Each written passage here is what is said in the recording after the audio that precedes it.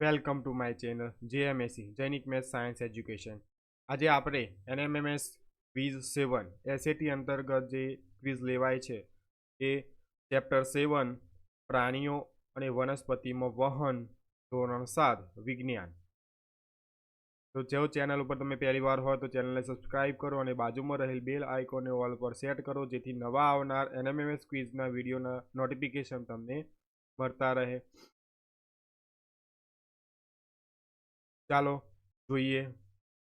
એક, નીચેના પૈકી શ્વેત કણોનું કાર્ય કયું છે? એ, શરીરના કોષોને પોષક દ્રવ્યો પહોંચાડવાનું, બી, શરીરના કોષોને ઓક્સિજન પહોંચાડવાનું, સી, શરીરમાં પ્રવેશતા જીવાણુઓ સામનો કરી શરીરને રોગો સામે રક્ષણ આપવાનું, ડી, ઘા પડતા રુધિરના ગંઠાઈ જવાની ક્રિયા દ્વારા રુધિર વહેતું અટકાવવાનું। તો જવાબ આવશે સી, શરીરમાં પ્રવેશતા જીવાણુઓ સામનો કરી શરીરને રોગ સામે રક્ષણ આપવાનું।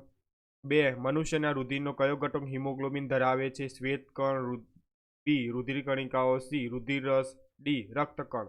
જવાબ આવશે રક્તકણ। ત્રણ, ધમની વિશેનું કયું વિધાન સાચું નથી? એ, ધમની હંમેશા ઓક્સિજન યુક્ત રુધિરનું વહન કરે છે, ધમની હૃદયમાંથી શરીરના વિવિધ ભાગો તરફ રુધિરનું વહન કરે છે, સી, ધમનીની દિવાલ જાડી અને સ્થિતિસ્થાપક હોય છે, ડી, ધમનીમાં વાલ્વ હોતા નથી। તો જવાબ આવશે ધમની હંમેશા ઓક્સિજન યુક્ત રુધિરનું વહન કરે છે। ચાર, શરીરના ભાગોમાંથી કાર્બન ડાયોક્સાઇડ યુક્ત અશુદ્ધ રુધિર હૃદયના કયા ખંડમાં પ્રવેશે છે? જમણા ક્ષેપક, જમણા કર્ણક, ડાબા ક્ષેપક કે ડાબા કર્ણકની અંદર?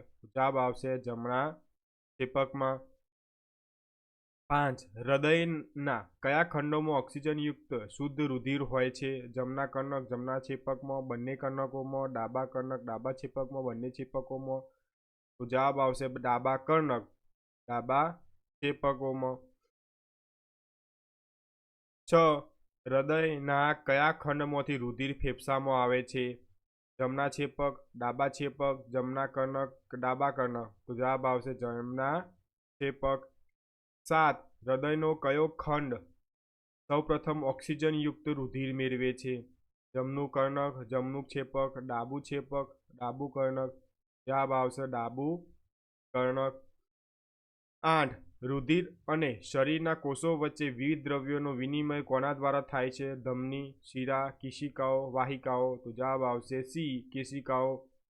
9, કયા પ્રાણીઓમાં પરિવહન તંત્રનો અભાવ છે? પક્ષીઓ, ઉભયજીવીઓ, મનુષ્ય અને માછલી, વાદળી અને જળવ્યાર, વંદો અને અરસ્યુ? તો જવાબ આવશે વાદળી અને જળવ્યાર। 10, પુખ્ત વયની વ્યક્તિ એક દિવસમાં આશરે કેટલા મૂત્રનો ત્યાગ કરે છે? 1 થી 1.8, 3 થી 5 લીટર, 5 થી 7 લીટર કે 4 થી 5 લીટર? તો જવાબ આવશે 1 થી 1.8 લીટર। 11, વનસ્પતિમાં પાણી ખાલી જગ્યા દ્વારા વહન પામે છે? જલવાહક પેશી, અનવાહક પેશી, પર્ણરંધ્ર કે મૂળરોમ? તો જવાબ આવશે જલવાહક પેશી। 12, શિરા વિશેનું કયું વિધાન ખોટું છે? તે શરીરના વિવિધ ભાગોમાં હૃદયમાંથી રુધિર લાવે છે, તે હંમેશા કાર્બન ડાયોક્સાઇડ યુક્ત રુધિરનું વહન કરે છે, તેમાં વાલ્વ હોય છે, તેની દિવાલ પ્રમાણમાં પાતળી હોય છે? તો જવાબ આવશે તે હંમેશા કાર્બન ડાયોક્સાઇડ યુક્ત રુધિરનું વહન કરે છે, વિધાન ખોટું છે।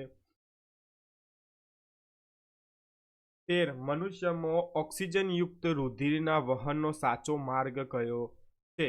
એ, શરીરના ભાગો, જમણું કર્ણક, જમણું ક્ષેપક, ફેફસા, બી, શરીરના ભાગો, ડાબું કર્ણક, ડાબું ક્ષેપક, ફેફસા, સી, ફેફસા, ડાબું કર્ણક, ડાબું ક્ષેપક, શરીરના ભાગો, ડી, ફેફસા, જમણું કર્ણક, જમણું ક્ષેપક, શરીરના ભાગો? તો જવાબ આવશે સી, ફેફસા, ડાબું કર્ણક, ડાબું ક્ષેપક અને શરીરના ભાગો। 14, ફુસ્ફુસીય શિરા શામાં ખુલે છે? ફેફસામાં, જમણા કર્ણકમાં, ડાબા કર્ણકમાં કે ડાબા ક્ષેપકમાં? તો જવાબ આવશે ડાબા કર્ણકમાં। 15, પાણી અને ખનિજ દ્રવ્યોના દ્રાવણના વહન માટે કઈ રચના છે? જલવાહક પેશી, અનવાહક પેશી, સ્નાયુ પેશી કે રક્ષક કોષો? તો જવાબ આવશે એ, જલવાહક પેશી। 16, માછલી જેવા જળચર પ્રાણીઓ મૂત્રમાં શાનું ઉત્સર્જન કરે છે? એમોનિયા, યુરિયા, યુરિક એસિડ કે લેક્ટિક એસિડ? તો જવાબ આવશે એ, એમોનિયા.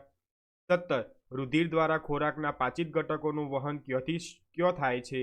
એ. હૃદયથી અંગો તરફ. બી. મોટા આંતરડાથી કોષો તરફ. સી. નાના આંતરડાથી વિવિધ ભાગો તરફ.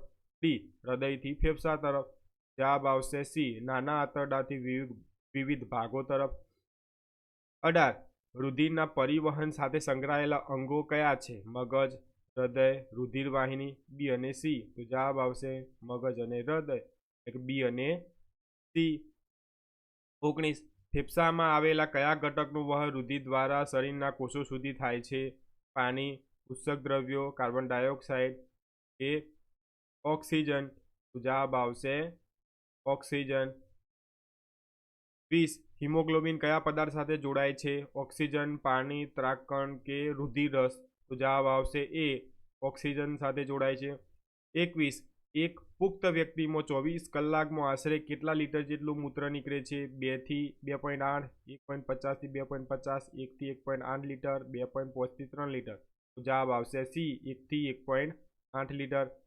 22. મનુષ્યમાં રુધિરના ગાળણની ક્રિયા ક્યાં થાય છે? મૂત્રપિંડ, મૂત્રવાહિની, હૃદય કે ફેફસા? જવાબ આવશે એ, મૂત્રપિંડ. 23. વનસ્પતિના કયા અંગ દ્વારા જમીનમાંથી પાણી અને ખનિજ તત્વોનું શોષણ થાય છે? મૂળ, પ્રકાંડ, પર્ણ કે પુષ્પો? તો જવાબ આવશે એ, મૂળ. 24. મૂળરોમ ક્યાં આવેલા હોય છે? એ. મૂળમાં. બી. પ્રકાંડમાં. સી. પર્ણમાં. ડી. બીજમાં? જવાબ આવશે એ, મૂળમાં. 25.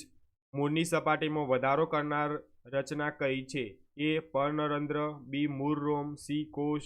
ડી. એક પણ નહીં? તો જવાબ આવશે બી, મૂળરોમ. 26. જમીનમાં કયા કણો વચ્ચે રહેલું પાણી કોના સંપર્કમાં હોય છે? પ્રકાંડ, પર્ણ, મૂળરોમ. એ અને સી. તો જવાબ આવશે મૂળરોમ. 27. જો કોઈ વ્યક્તિ ઓપરેશન કે ઈજા દરમિયાન રુધિર ગુમાવે કે તેમનું શરીર પૂરતા પ્રમાણમાં રુધિર ઉત્પન્ન ન કરી શકે તો તમે તેને બચાવવા કયો રસ્તો અપનાવશો? રક્તદાન, રુધિર જૂથ, રુધિર વહન કે રુધિરાભિસરણ? તો જવાબ આવશે એ, રક્તદાન. 28. વનસ્પતિને ખાલી જગ્યા રાખીને પાણીનું શોષણ વધારી શકાય છે? સાયડામાં, આછા પ્રકાશમાં, પંખા નીચે, પોલિથીન બેગ ઢાંકીને? તો જવાબ આવશે પંખા નીચે. 29. બધા સજીવોને પોતાનું અસ્તિત્વ ટકાવી રાખવા માટે શાની જરૂર હોય છે? ખોરાક, પાણી, ઓક્સિજન, આપેલ તમામ? તો જવાબ આવશે ડી, આપેલ તમામ. 30. ખાલી જગ્યા પાચિત ખોરાકના ઘટકોનું નાના આંતરડાથી શરીરના વિવિધ ભાગો તરફ વહન કરે છે? હૃદય, બી. મૂત્રપિંડ, સી. રુધિર, ડી. મૂત્ર? જવાબ આવશે સી, રુધિર. 31. હું ફેફસામાંથી ઓક્સિજનને શરીરના કોષો સુધી લઈ જાઉં છું. બોલો હું કોણ? ધમની, હૃદય, રુધિર કે મૂત્ર? જવાબ આવશે રુધિર. 32. મારી દિવાલ પાતળી છે, હું રુધિરને માત્ર હૃદય તરફની દિશામાં જ જવા દઉં છું. બોલો હું કોણ? રુધિરવાહિની, ધમની, શીરા કે ફેફસા? તો જવાબ આવશે શીરા. 33. હૃદયના નીચેના બે ખંડો ખાલી જગ્યા તરીકે ઓળખાય છે? કર્ણકો, ક્ષેપકો, મહાશિરા કે ધમની? જવાબ આવશે બી, ક્ષેપકો. 34. ઉનાળાના દિવસોમાં બુજોના કપડા પર સફેદ ધબ્બા જોવા મળે છે, આ ધબ્બા શાના હશે? પરસેવો, પાણી, મૂત્ર કે લૂ? તો જવાબ આવશે એ, પરસેવો. 35. રુધિરનો પ્રવાહ ઝડપી અને વધુ દબાણે શામાં જોવા મળે છે? એ. ધમની, બી. શીરા, સી. મૂત્રવાહિની, ડી. કેશિકાઓ? તો જવાબ આવશે એ, ધમની. 36. રક્તકણ ખાલી જગ્યા હિમોગ્લોબિન ધરાવે છે? ભૂરું રંજકકણ, લાલ રંજકકણ, લીલું રંજકકણ કે પીળું રેચકણ? તો જવાબ આવશે લાલ રંજકકણ. 37. રુધિરનો પ્રવાહી ભાગ એ ખાલી જગ્યા કહેવાય છે?